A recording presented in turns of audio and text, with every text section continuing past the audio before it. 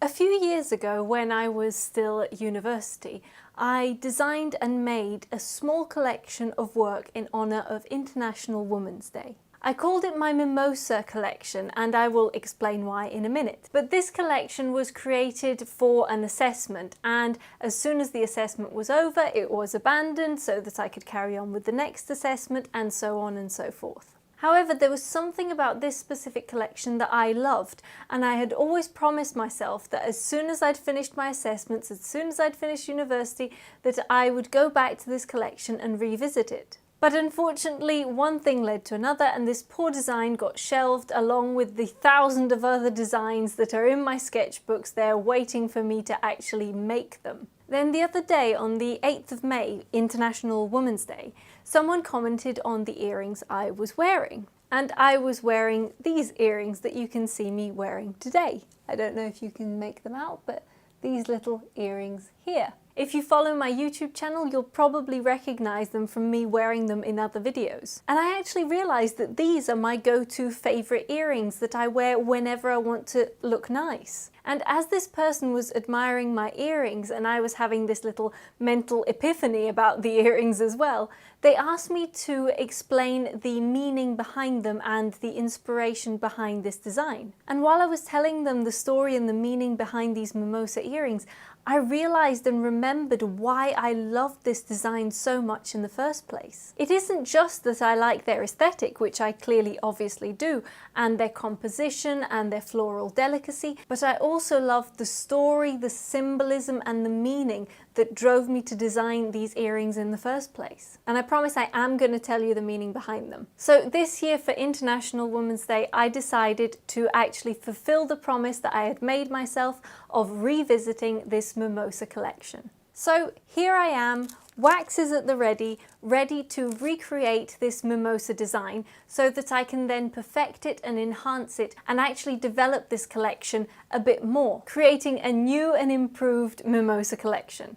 And I've got a funny feeling there will be some stone settings involved. You know how much I love stone setting. But to start with, I actually need to try and recreate this design so that I've got a base for then the collection to evolve from. So today, as I show you how I make my favorite mimosa earrings in wax, I will be telling you the story of why they're called mimosa, what their inspiration was, and what their tie is to International Women's Day. International Women's Day is very special to me. This day is always very celebrated in my hometown of Crema in Italy, and every year on this day I get a little bit nostalgic for my traditions, my customs, and I have to say it, for the weather. It's always sunny on Women's Day. Everyone is happy, and every woman ages 0 to 99 receives branches of mimosa flowers from shops, friends and passers-by. This might seem like a little bit of a twee gesture, but it's actually filled with symbolism.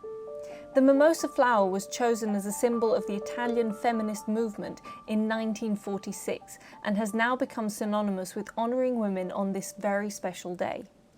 This tradition goes back to the Second World War, when soldiers gifted this flower to their mothers and wives to thank them for their help and support during the war. This was the first time that women were ever publicly appreciated for anything, but especially for what were then seen as male jobs, such as running factories, building airplane parts, etc. This gesture was then taken by Rita Montagnara, Teresa Mattei and Teresa Noce, who were three activists actively fighting for equality for women.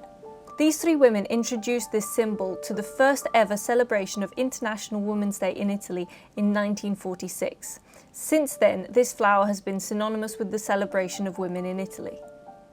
These three remarkable women also founded and ran La Compagna newspaper, were integral parts of the Italian resistance, and were later the first women ever to be representatives in the newly formed Italian parliament and government bodies.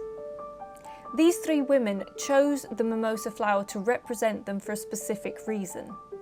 The mimosa flower symbolises women's incredible ability to be strong and resilient. This flower, while appearing delicate and fragile, is in fact very strong and resilient, and is one of the first flowers to gloriously bloom after a harsh winter.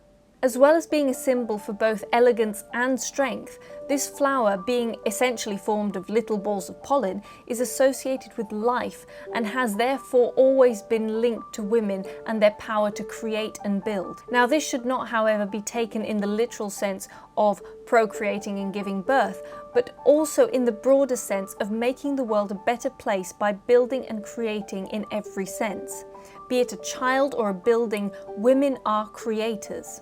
This was an important message for these suffragettes, especially after the war, where the male population was out destroying and the female population kept creating, no matter what, trying to make the world a better place.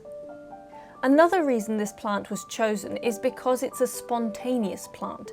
It grows naturally and flourishes in Italy, and this was exactly what the women's movement at the time wanted to achieve. Their aim was to make a world where women could also prosper without having to fight for it. That it would be a natural occurrence, just like the blossoming of this beautiful flower.